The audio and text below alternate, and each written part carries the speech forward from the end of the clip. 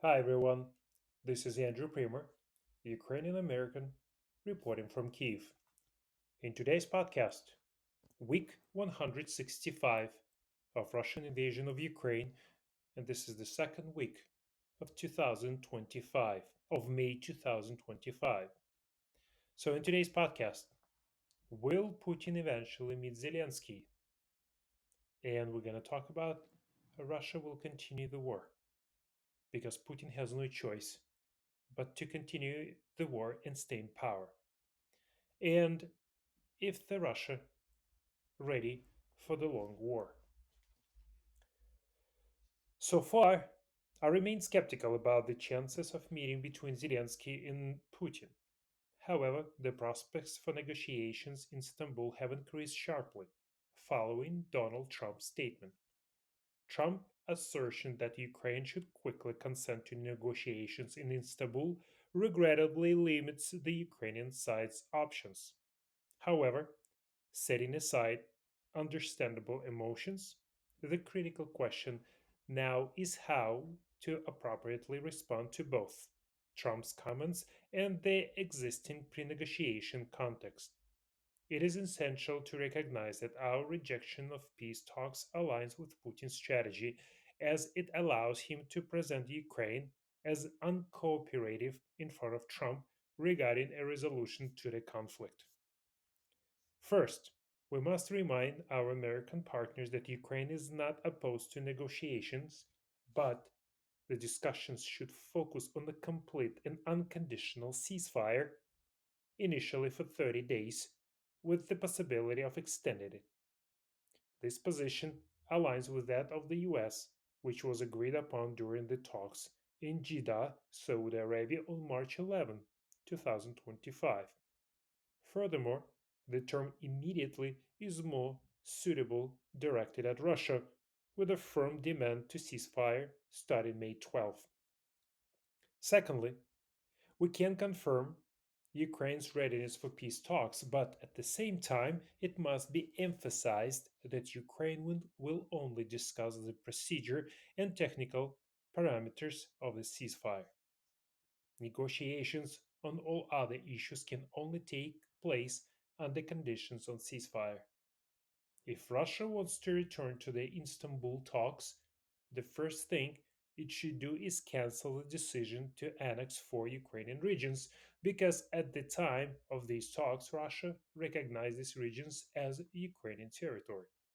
And then we should return to the key issue of the Istanbul talks, the withdrawal of Russian troops to positions by February 24, 2022. But all this only after the ceasefire. Thirdly, for the Trump administration to determine who and what they desire in these negotiations, as well as how to evaluate the progress and outcomes of these discussions, their representative should participate in the negotiations between Russia and Ukraine.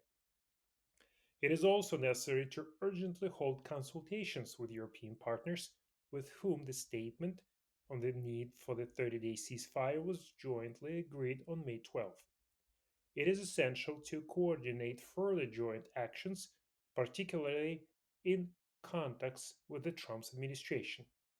It makes sense for President Macron to call his friend Donald again and persuade him of the need for a strong US statement to Russia demanding an immediate ceasefire. Zelensky's statement that he will personally wait for Kremlin's leader Vladimir Putin in Turkey on May 15 continues an active tactical game surrounding the topic of peace negotiations. This is not about negotiations, but rather about readiness for negotiations. Formally, this serves as an appeal to Putin, but in reality, it signals to the main arbiter from Washington, US President Donald Trump. In fact, Putin's proposal for talks in Istanbul is also directed toward Trump. All these are pre negotiation maneuvers involving Trump and aimed at him. By the way, it is clear that the Kremlin will say in response to President Zelensky's call for a meeting in Istanbul. They will first demand that the decision to ban talks with Putin be cancelled and will also make additional demands. Based on logic of peace talks, I do not see any negotiating sense in Zelensky meeting with Putin, except to satisfy Trump's ideas about talks. This could be an interesting political and propaganda show. What is interesting from the point of the view of the TV picture is the expression of faces, postures, possibly the exchange of sarcastic remarks. This will be about emotions in propaganda form and not about meaningful and effective negotiations. And for now, I remain skeptical about the likelihood of a meeting between Zelensky and Putin. The likelihood of talks in Istanbul has increased sharply since Trump's statements. However, the chances of any concrete positive outcomes from these discussions still appear extremely low. So what it clearly means, Putin wants to stay in power, and the only way to accomplish that is to continue the war. The cost of ongoing war for Russia. Currently, the discussions surrounding a potential 30-day comprehensive ceasefire appear to be more about creating superficial pressure between the parties, each attempting to shift the blame for any potential collapse of the negotiations. The narrative can be summarized as: we are prepared, but are you prepared? That is the real question. Regarding the statement, it is essentially remains unchanged. The readiness to negotiate critical points is closely tied to the scenarios caused in the absence of agreements. If the Russian Federation doesn't receive indications that the cost of prolonging the war will increase through additional effective sanctions, substantially new aid to Ukraine, and robust structural reforms within Ukraine, the Kremlin is likely to continue its strategy. This strategy relies on firepower superiority and a complete indifference to human life. As long as Kremlin perceives that the absence of agreement doesn't hinder its ability to enhance its military stance for negotiations, the Russian Federation will find no reason to engage in further talks. In this context, Ukraine must persist in depleting the offensive capabilities of the Russian Federation before it diminishes Ukraine's readiness to resist and the West's willingness to provide support. Only by exhausting the Russian Federation's capability to sustain its current military approach can a compromise be reached that maintains the status quo while ensuring Ukraine's sovereignty and security are not compromised. So, what to expect actually for the summer fighting? If the talks can take a place or not, but most likely not. But if there is going to be no discussions, no negotiations, the fighting will continue. For war-weary Ukraine, the upcoming summer campaign will be a serious test of endurance. In the US-led peace initiative continues to falter, the forthcoming summer fighting season in Ukraine promises to be one of the bloodiest of the entire war. In the coming months, Russia aims to build on the success of more than a year of gradual offensive to achieve breakthroughs on the Eastern Front, while Ukraine seeks to demonstrate to its allies that it can halt Putin's war machine and maintain its positions. Despite the Kremlin's declarations of readiness for peace, the situation on the battlefield suggests otherwise. According to the United Kingdom Ministry of Defense, Russia is ramping up its offensive operations and has lost nearly 160,000 soldiers in the first 4 months of this year alone, a record for the same period since the start of the full-scale invasion in 2022. If this trend continues through the upcoming fighting season, 2025 will be the deadliest year for the Russian troops in this entire war. Russia's strategy remains centered on fierce frontal attacks, but the nature of these attacks is gradually evolving. Russian forces are increasingly employing motorcycles and other improvised means of transportation to advance in small groups, aiming to break through Ukrainian defenses. Such attacks are accompanied by kamikaze drone strikes, guided aerial bombs, and artillery fire, complicating the transfer of Ukrainian reinforcements to hotspots and the provision of medical and engineering assistance. The ultimate goal is to force Ukrainian units into a tactical retreat while slowly advancing. Ukraine's defense strategy primarily targets attrition. This includes remote mining to direct offensive Russian forces into areas of defeat, alongside extensive use of conventional artillery. A growing army of drones is also playing a significant role, enabling strikes against Russian units up to 15 kilometers behind the front line. By increasing the number of drones along the front line, the Ukrainian command aims to complicate the logistics of Putin's invasion forces and significantly reduce the potential for the future Russia offensive. This approach has been dubbed the drone wall, dubbed the drone wall, and may indeed play a significant role in the effort to freeze the front line. However, Russia is also rapidly innovating in response to Ukraine's growing drone capabilities, resulting in a continuous technological confrontation that runs parallel to the battlefield.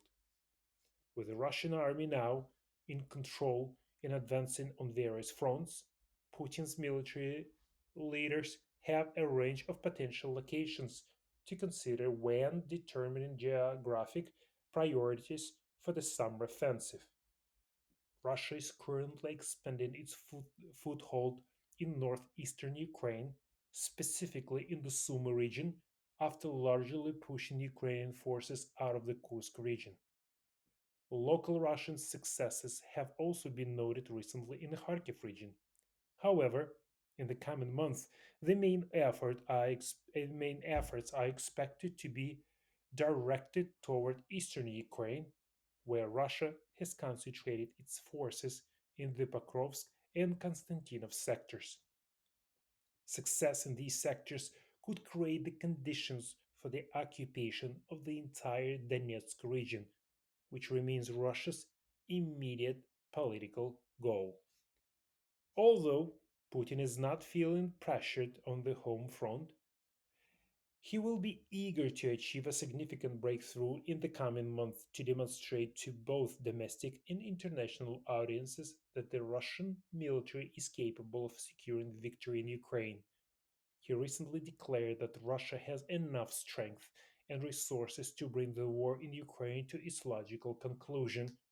But the fact remains that, after more than 3 years of brutal warfare, his army has failed to capture and hold a single Ukrainian regional capital.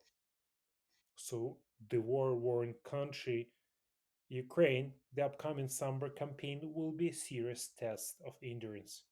If Ukrainian forces can prevent a significant Russian advance, despite the reduction of American military aid, it will serve as a powerful argument for pro Ukrainian politicians in Europe and in the United States. This success will likely encourage increased support for Ukraine's military effort and help persuade skeptics in the Trump White House to adopt a tougher stance on Russia. The Ukrainian government has accepted the US offer on an unconditional 30-day ceasefire and remains committed to pursuing a lasting peace settlement. However, with Russia showing no signs of following suit, Ukraine faces another long summer of brutal fighting. The Kremlin's current negotiating position could leave a post war Ukraine divided, isolated, and vulnerable. Any peace on such terms would almost certainly spell the end of Ukraine's statehood. Instead, Ukraine is forced to continue defending itself, hoping that Russia's ability to sustain heavy losses will decline faster than the West's collective resolve to stop Putin. Again, what Russia planned to do? Again, to inflict the new offensive operations on Ukraine. However, the Russian forces now resemble less than army after over 3 years of severe fighting. A growing number of observers, those who still keep a close eye on the situation in Ukraine, are reaching the same conclusion.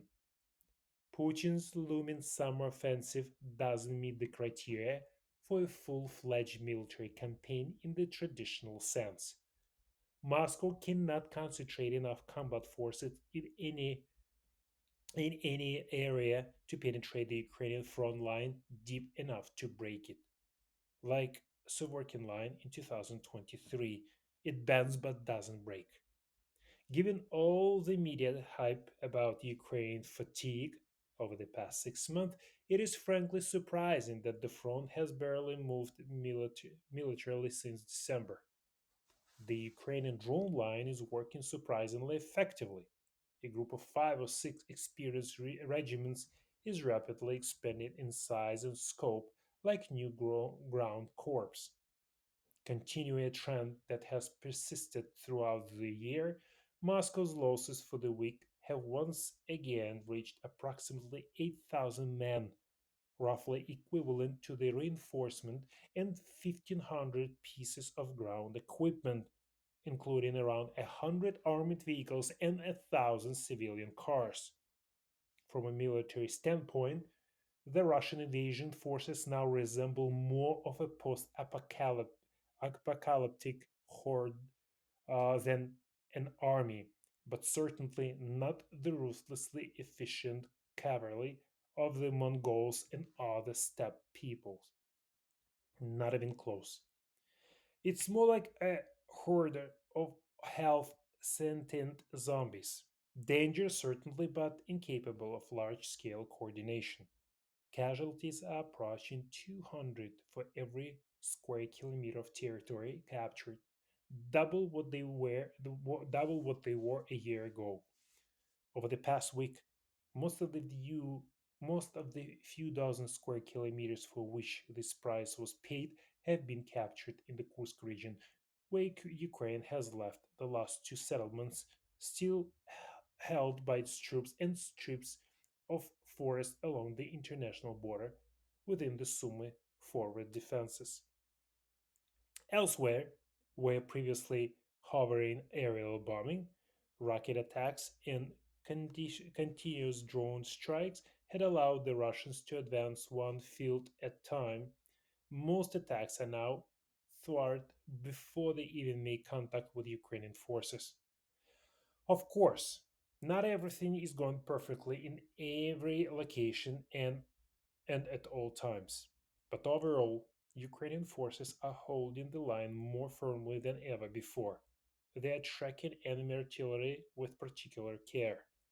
In recent statements to NATO representatives, the former commander in chief of the Ukraine Armed Forces and now Ukrainian ambassador to the UK, Valery Zaluzhny, stated that conventional weapons are obsolete. It is unclear whether there was a translation error, whether he was trying to justify the inability to break through the Surovkin line in 2023, or whether he was simply searching for a way to attract the attention of the right people. But it's precisely the combination of drones with traditional means of warfare that enables Ukraine to act much more effectively than it seems at first glance. The fact that Ukraine is now is capable of producing 20 to 40 modern high quality artillery pieces per month says a lot about the real dynamics of the conflict. Several dozen modern infantry fighting vehicles are added to them every month, along with even more refurbished ones. Additionally, the seemingly endless supply of T 64 continues to be used as assault vehicles. The repair of modern NATO vehicles is now almost entirely possible in Ukraine, and simpler ones such as M113, can be assembled from spare parts scattered around the world. If improvements in electronic warfare and drone interception allow Ukrainian troops to maneuver more freely on the battlefield, then armored vehicles will once again become essential for the breaking through isolated Russian positions before they can react. War necessities an entire ecosystem of capabilities, a series of niches that are continuously filled with elements together forming a stable, holistic organism. As with most systems, the most challenging task is accurately determining the scale. After all, you can pit an elephant against a bee. However, over time, components evolve, capabilities increase, and overall, the Ukrainian system is evolving more rapidly than the Russian one. Glory to Ukrainian soldiers. Glory to the soldiers who defend our land. Thank you for listening. If you like my podcast, please share with your friends.